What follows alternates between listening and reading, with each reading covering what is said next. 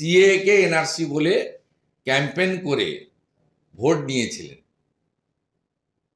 এটা নতুন কিছু নয়। তাই এসআইআর যখন বিহারে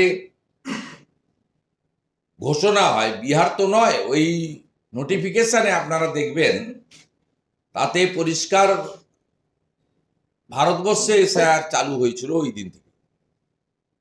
তারপরে 21শে জুলাই সভা থেকে কিভাবে হাত টাত ছুঁড়ে কিভাবে ওই মানে অখাদ্য মানে হিন্দি ভাষার উচ্চারণ তো আপনারা জানেন।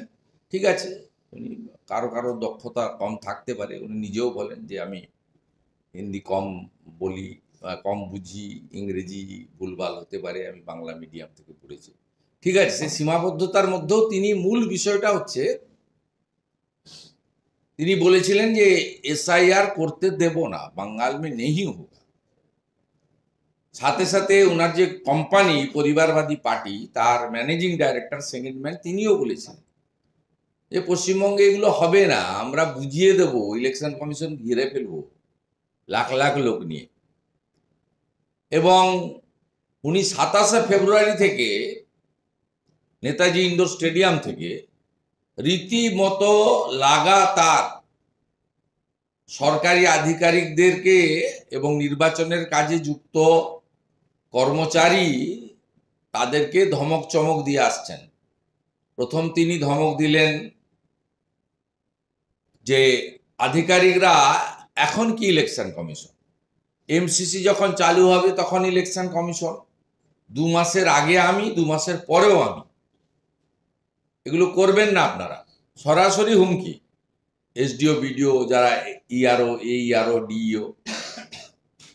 তারপরে আরো এক ধাপ এগিয়ে গিয়ে বোলপুরের প্রশাসনিক সভা থেকে বললেন যে আমাকে না জানিয়ে কেন 1000 বিএলও গিয়ে দিল্লিতে ট্রেনিং নিয়ে এসছেন। ডিএমদেরকে মনোজ পন্ত মহোদয় নন অফিসিয়ালি বললেন এদেরকে চেঞ্জ করে দিতে হবে। কিছু কিছু জায়গায় চেঞ্জও করেনি তা নয়, চেঞ্জ করেছে, এবং আমাদের নজরদারি থাকার ফলে সবাইকে চেঞ্জ করতে পারেনি। আমরা নজরদারি রেখেছিলাম প্রত্যেকটা দিন 24/7। উনার অপকর্ম, উনার ষড়যন্ত্রকে আমাদের ঠেকানোর জন্য যা যা করার আমরা করেছিলাম। কিন্তু লাগাতার এসআইআর কে এনআরসি বলা, এসআইআর করতে না দেব এই প্রচার হুমকি দেওয়া, এবং বিএলও থেকে শুরু করে ইলেকশন কমিশনের সর্বোচ্চ আধিকারিক পর্যন্ত ব্যাপকভাবে উনি আক্রমণ চালিয়ে গেছেন। মূল উদ্দেশ্য ছিল যাতে ওনাকে ভয় পেয়ে ইলেকশন কমিশন পশ্চিমবঙ্গে এই নির্বাচনের আগে ত্রুটিমুক্ত ভোটার তালিকা না করেন এবং নিবিড় ভোটার তালিকা সংশোধন থেকে বিরত থাকেন। এটাই ছিল ওনার মেন মোটো। উনি ধমকে চমকে অনেককে শুইয়ে দেন, এটাও চেয়েছিলেন। এমনকি যখন দেখলেন না এসআইআর আটকানো যাবে না, তখন সরাসরি বর্তমান সিএস পদমর্যাদার আইএস মনোজ আগরওয়ালকে আক্রমণ করলেন, এবং আমরা চ্যালেঞ্জ করলাম 72 ঘন্টার মধ্যে প্রমাণ দিন যদি দুর্নীতি থাকে। সেটা তিনি দিতে পারেননি।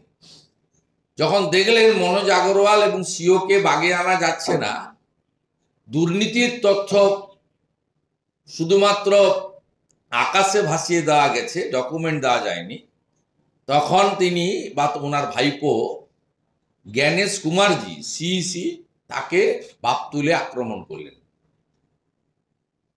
এবং সাথে সাথে তো অমিত শাহজি স্বরাষ্ট্রমন্ত্রীকে বলেইছেন, ঠিক আছে উনি পলিটিক্যাল লোক, প্রথম থেকে ওনাদের টার্গেটে নরেন্দ্র মোদীজি, অমিত শাহজি আছেন, নাড্ডাজি আছেন, আমরা জানি। কিন্তু জ্ঞানেশ কুমারজিরও বাপ তুলে তিনি বললেন। বলার পরে ফাইনালি কি হলো? ফাইনালি ইলেকশন কমিশন যে অল পার্টি মিটিং ডাকলো, প্রথমত ইলেকশন কমিশন দিল্লিতে প্রেস কনফারেন্স করে ঘোষণা করলো যে আমরা এসআইআর শুরু করছি 12টি রাজ্যে, যার মধ্যে পশ্চিমবঙ্গ আছে, ইনক্লুডিং কেন্দ্রশাসিত অঞ্চল।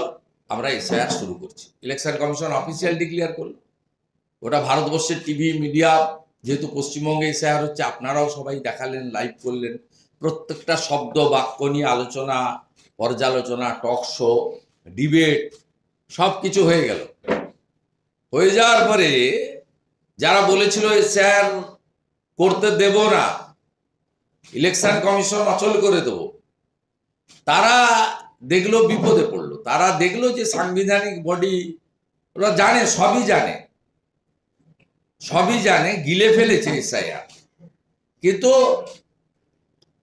মুসলিমদেরকে বিভ্রান্ত করা, এনআরসি করে, আমাদের শরণার্থী হিন্দু যারা, তাদেরকে ভয় দেখানো, এই কাজটা কন্টিনিউ তারা করছেন। খাচ্ছে না, যদিও শরণার্থীরা খাচ্ছে না, কারণ প্রথমত শরণার্থী হিন্দু যারা মূলত বাংলাদেশ থেকে এসছেন, তাদের ক্ষেত্রে এক তো 2002-এর আগে যারা এসেছেন পার্টিশনে বা 71-এ বা পরবর্তীকালে বাংলাদেশে যখন যখন বড় বড় হিন্দু নিধন যোগ্য হয়েছে, হিন্দু নিধন করা হয়েছে, কখনো বিএনপির আমলে, কখনো অন্য সরকারের আমলে, বিভিন্ন দলের সরকার, বিভিন্ন বড় বড় যে সমস্ত হিন্দু মানে শেষ করে দাও, শূন্য করার উদ্যোগ হয়েছে, তারপরে পরে অনেকে এসছে।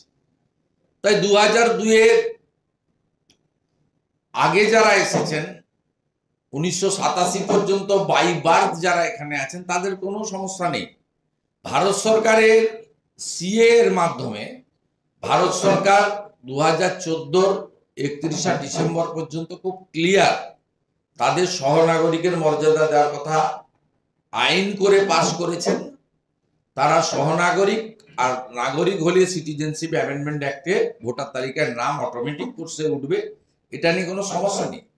পরবর্তীকালে 5ই আগস্ট বৈধ প্রধানমন্ত্রী শেখ হাসিনাকে সরানোর পরে বাংলাদেশে যে জামাতিদের সরকার এসেছে, কমপ্লিট মৌলবাদী সরকার, ভারত বিরোধী সরকার, যারা হিন্দুদেরকে শূন্য করতে চায়, তারা আসার পরেও প্রচুর হিন্দুদের আসতে হয়েছে বাধ্য হয়ে, ধর্ম বাঁচানোর জন্য, প্রাণ বাঁচানোর জন্য। সেই জন্য ভারত সরকার 31/12/2024 পর্যন্ত তারা সমস্ত শরণার্থী হিন্দুদেরকে ভারতে থাকার অনুমতি দিয়েছেন, লিখিতভাবে নোটিফিকেশন করে এমএইচএ থেকে। এটা আপনারা সবাই জানেন। এটা কেন হয়েছে তার কারণ কোনো রাজ্যে নয়, মানবিকতার দিক থেকে, এবং ভারত হিন্দুস্থান, হিন্দুদের আশ্রয়স্থল, কোনো রাজ্য করেনি। পশ্চিমবঙ্গে